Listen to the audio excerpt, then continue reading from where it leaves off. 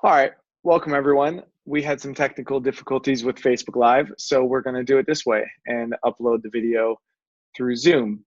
So I'm joined today by my good friend Michael from Reset Summer Camps, and we want to talk about how to avoid the summer binge. One of the big issues that happens throughout the year is that during the school year, you have a lot of structure, you maybe have sports, and then when school ends, now you have, 2 or 3 months of summer break that is just full of free time.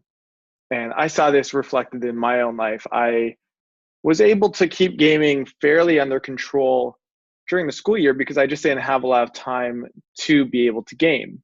I had school, I had hockey, and then I had a limited amount of free time. But come summer break, I no longer had school, no longer had hockey, and I had 16 hours a day that I had to fill. And for me, gaming was what I filled it with. So we wanted to get on today, share some strategies with you on how to keep the summer binge from happening, give you some different options, and also talk about some of the common mistakes that occur. But Michael, I know it's late there, so thanks for doing this. You're in San Diego. I am. It's about 9:30 Wednesday night. 9:30 Wednesday night, and it's Thursday morning for me here in Thailand. The future looks good for you, I can say. And I think last week or the week before, we were in Chicago together speaking at a conference. And one of the things that was interesting about that conference was that it was for educational consultants, yet the reception to it, I think, was really, really positive. And obviously, these are people who are experiencing a lot of parents coming to them saying, my kid's really struggling. What do we do about it? And you're seeing parents like this every day. So what are some of the concerns that you're seeing when parents come to you? Well, when parents come to me and talk about their kids on screens, it's never good. It has to do with excessive time, bad language, bad behavior, poor eating and sleeping habits, refusal to go to school, refusal to turn the game off, don't want to let their friends down because they're playing an online game with a group of friends. And if they sign out, then their friends are missing them or they're not part of the team. It's really an interesting and scary situation. And there was actually an article that came out recently about Fortnite that was sharing that a lot of kids were being bullied at school if they didn't have a cool character. And now in Absolutely. order to get these cool characters, you have to spend a bunch of money. And so it really, in a lot of ways, the whole culture around gaming has completely changed. And the way kids are raised and grow up has completely changed. So for you Well, growing up, or go ahead. and I tell you, I talk to parents all the time, and they share with me the shame and the guilt that they feel that they're bad parents. And even when they sign their kid up for our program, their other friends think, "What's wrong with your kid? And why are you such a bad parent that you have to seek this kind of intervention?" And I'll share with them that they are up against things that our parents never had to deal with. I'm older than you, and I used to play pinball and Pac-Man and Space Invaders, and those game companies hired graphic designers. They didn't hire people that were experts at brain chemistry or had psychology degrees to design games to be more and more and more addictive, which is sadly the situation that parents today are facing. So there is no roadmap. There is no how to deal with this book because it's never happened before. Exactly. This is the first generation of parents who actually have to deal with this complete change in the way that kids are interacting with the world these days. And I think it's important for us to just also reflect back on, what was summer like for us growing up. And, although I spent a lot of summers just gaming and completely checked out, I do remember some of those summers where, I was biking around, and I remember we built some ramps near our house where they had dumped some dirt. And, when I look back on my childhood, yeah, the gaming was fun and stimulating and entertaining, but it's actually those memories of biking with my buddy down the street and building these ramps out of some dirt that was dumped for a baseball court. And doing that was what I really look back on with a lot of memory and nostalgia. So I think we also need to pay attention to the fact that it's not just that kids are on screens. It's that when they're not on, or when they're on screens, they're not developing a lot of the important aspects of themselves as a person, their identity, their social skills, their capacity to be independent, their capacity to be able to entertain themselves. And they're not developing these skills. And so then when you remove the screen, you have this tantrum, you have this explosion, because that person doesn't know how to interact with the real world anymore.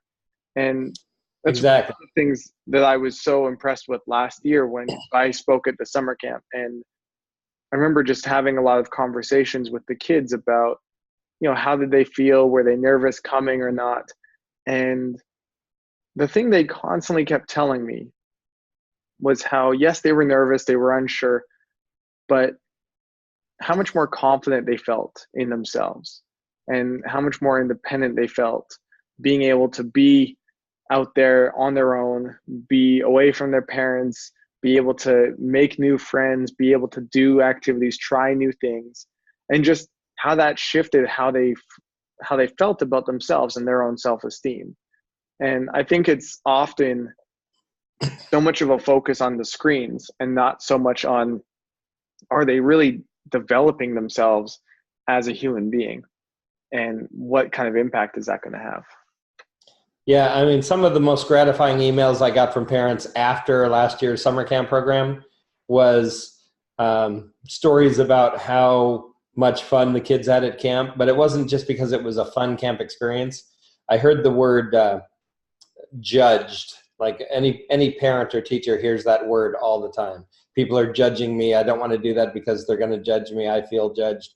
And I had several parents tell me that one of the words that the kids used about having a good time at camp was they didn't feel judged.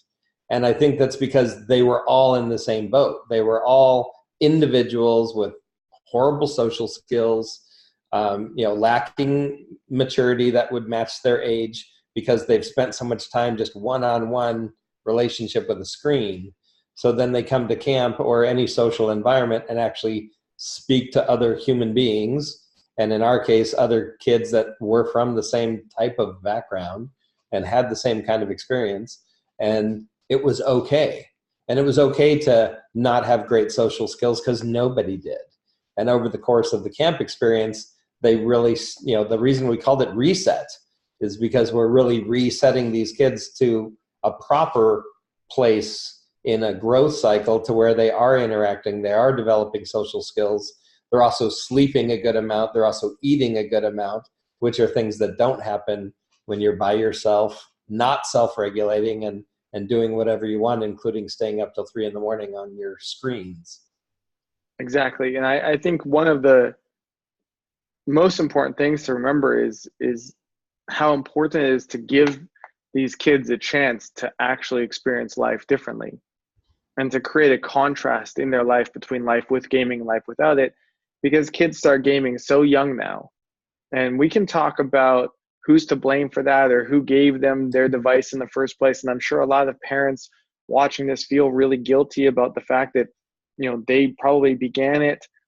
But I also know that it's very challenging for someone to just reduce it a bit and continue to live their lifestyle, the same kind of lifestyle, because gaming is so proficient at being an escape, being a place to socially connect, and a place to feel a sense of measurable progress.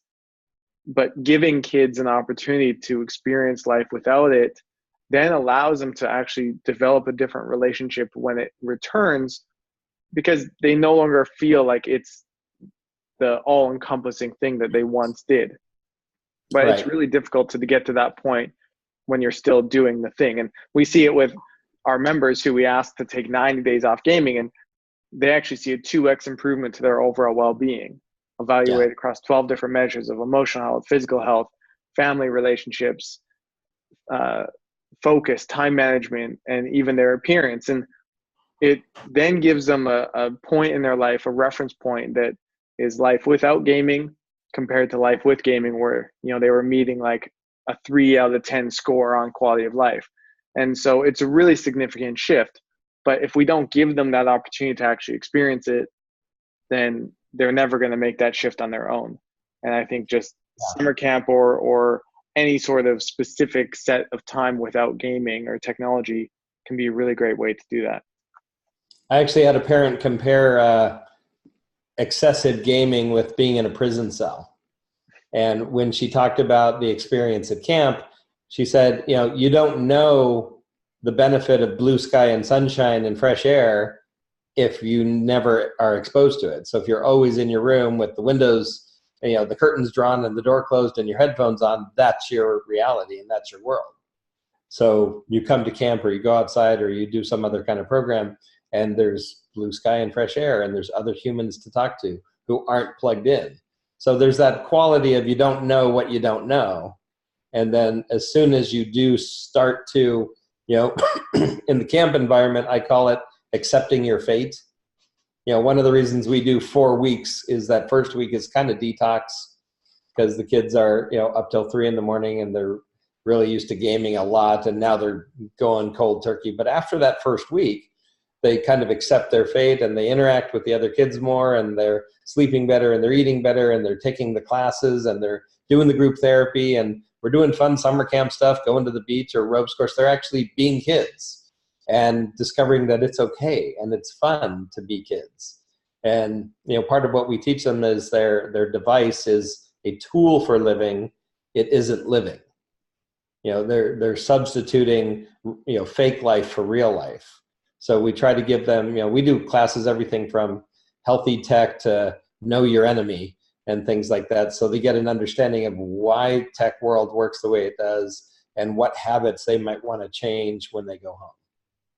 Exactly. And ultimately, it's one of those things where it's so powerful when they get to actually experience that. So let's talk about some of the common challenges that parents are going to have as summer is coming up.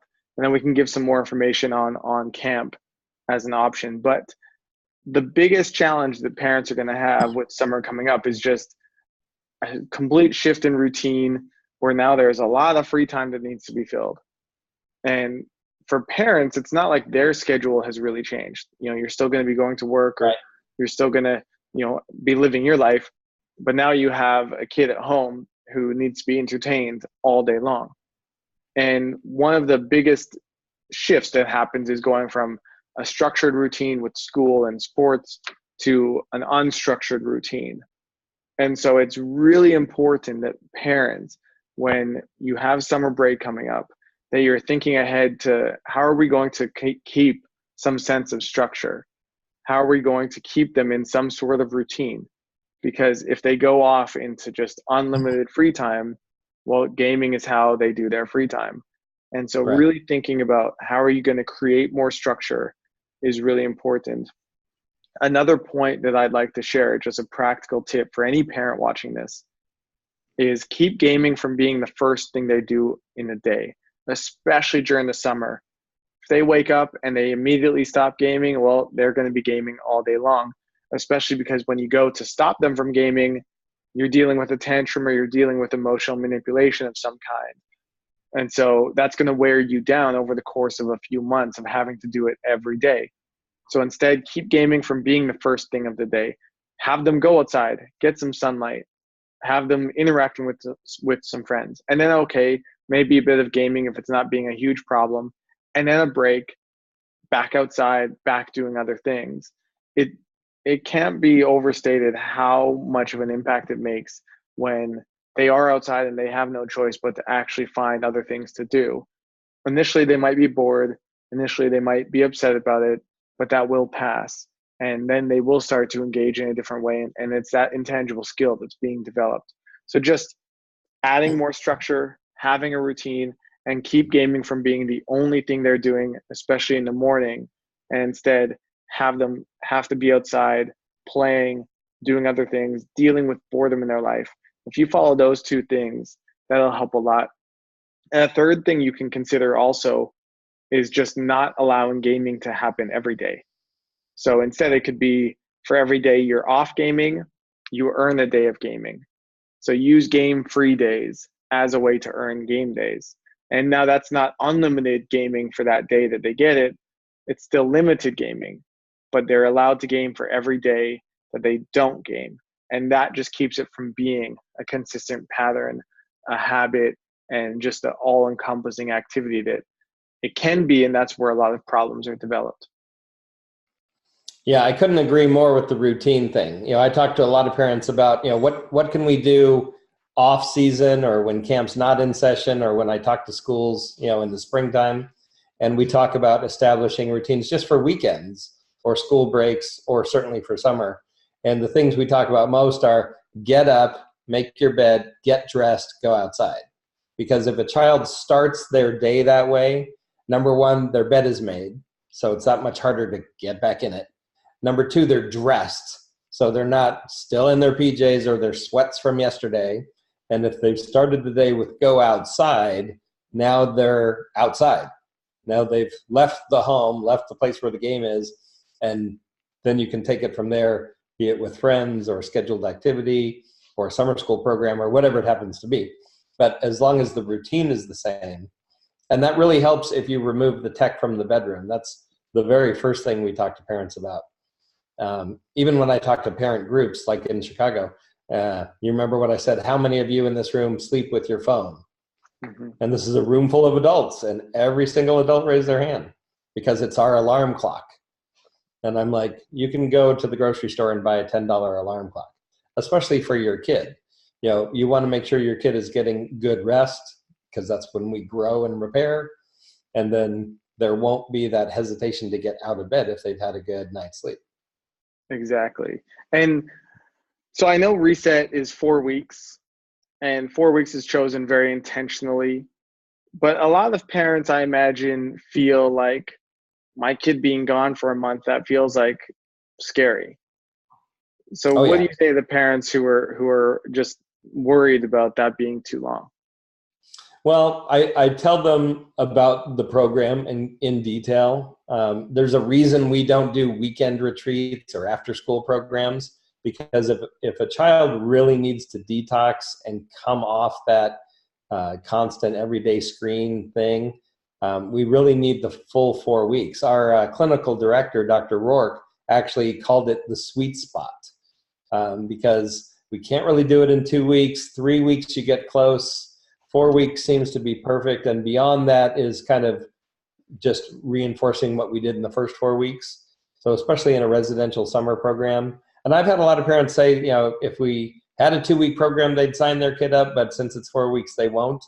And that's certainly up to that parent. But we don't produce a program that we don't think will work. So I'd rather not have your child for 2 weeks, because I can't affect lasting habit changing change in that child in just 2 weeks. So exactly. I understand the separation anxiety, but I always say compare it to the anger outbursts, the lack of sleep, the poor nutrition, the falling grades. I mean, balance the cost. And just in time, we're not even talking about money yet, but what do you want for your child? If you want a reset for your child, and your child is in a crisis that they could benefit from our camp, then 4 weeks really isn't that long. Exactly. And I think for parents, it's really important to separate between our own fears and what's best for our kid. Because it could be, I imagine, I'm not a parent, but I imagine, when you first sent your kid to school, there was a similar, how you have to kind of lean into it. It's uncomfortable. I'm sure you have that separation anxiety. It's a big moment in each other's lives. And there is this allowing them to go and to be their own person and to have their own experiences. And I just think as parents, it's really important that we recognize what is our own stuff and what do we maybe need to look at ourselves, instead of having, our own fears or our own anxieties then impact what's ultimately best for our kid. And so I know that kids that went to the summer camp last year for 4 weeks or even longer, I know that makes a really big difference. And it's similar to, if a gamer comes to me and says, I want to quit gaming for the weekend, I'll say, great, that's good.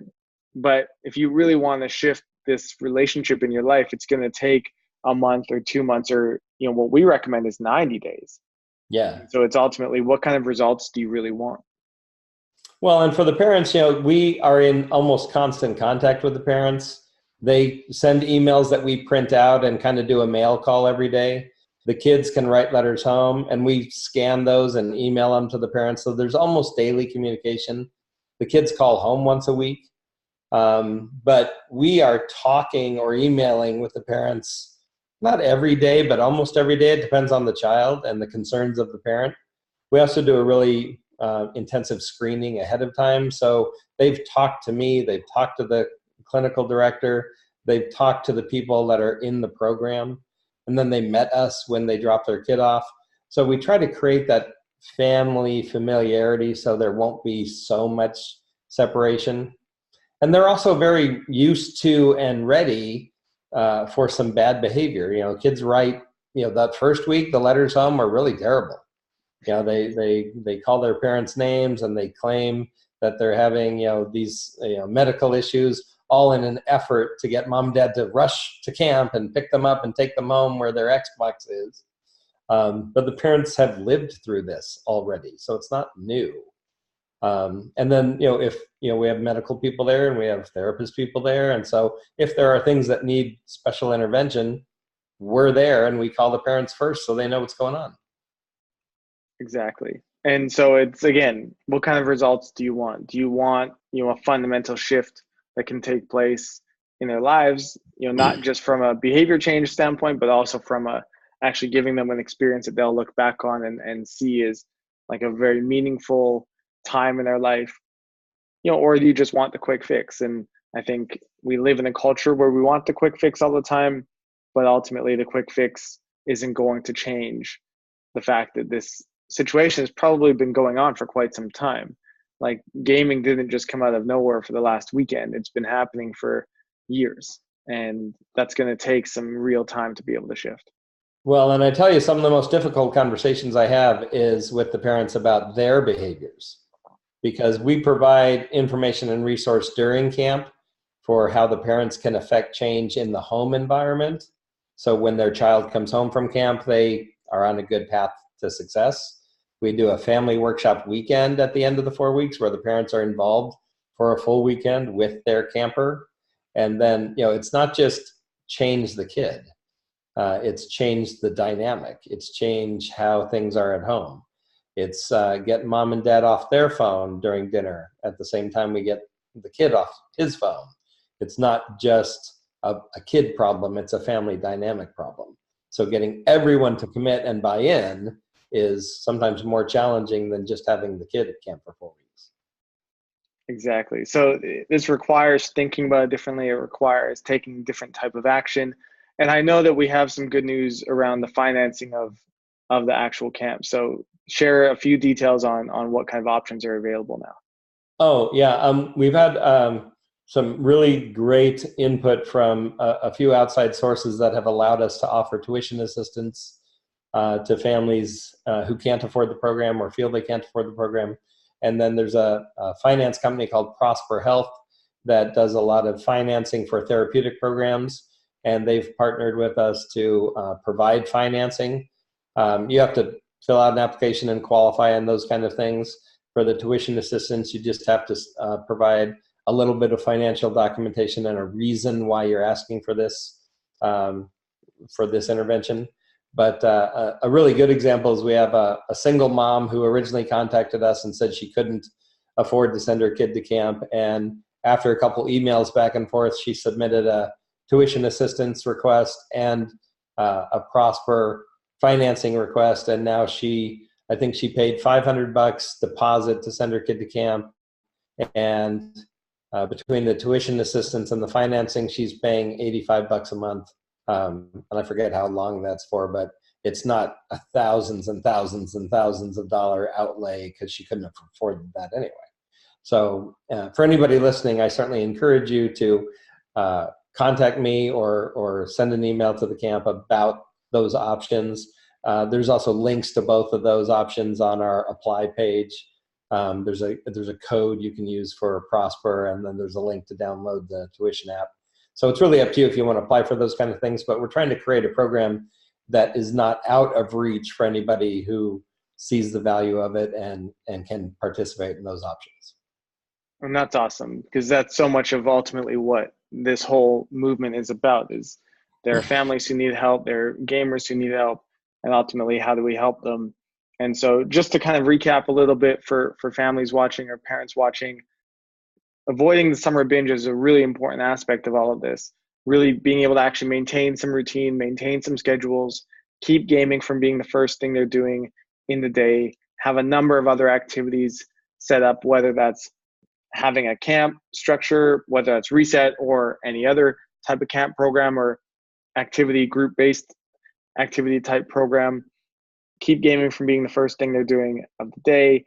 Remove tech from the bedroom, centralize it in the home, and ideally don't have tech be available every day. Have it be a complement to a healthy life instead of the dominant, all-encompassing factor of their life revolves around gaming instead of gaming revolving around their life.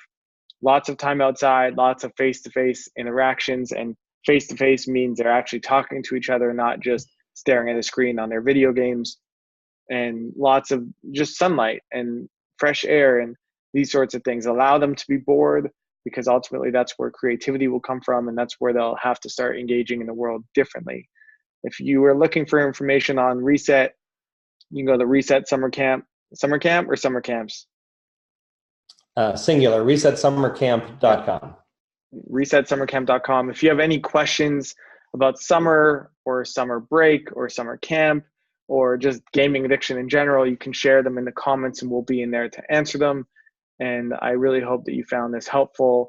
I hope that the summer goes really well for all of you. And I'm excited to hear how that all happens. So thanks, Michael, for doing this. Thanks for the work that you do. And we'll talk soon. My pleasure.